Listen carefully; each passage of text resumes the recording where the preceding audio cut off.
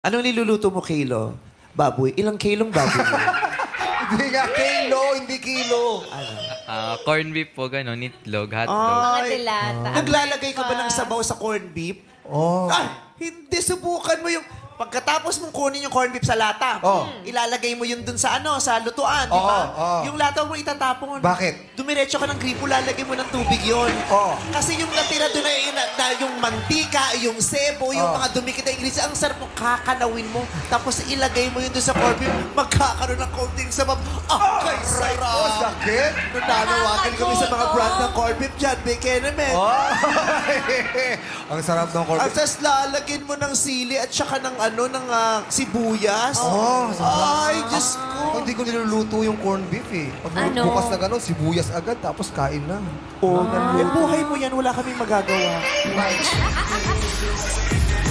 Ang ganda-ganda ng kwento ko. Bago nakukumbinsi ko na silang lagyan ng tubig, biglang iibahin mo yung Masabaw-sabaw. Meno ba namang sana sinuportahan mo muna ako doon? Pinapahaba ko nga, ha? Pinapahaba ko nga. Para yung Kasi corned baka beef. ngayon pa lang manonood yung nasa corned beef. Baka gusto niyo lang, yung commercial na yung magkaibigan kumakain ng corned beef. Kaya alam, baka hindi ka makuha. Bakit? Alam naman na natin saging ang kinakain. Makukuha ba ako?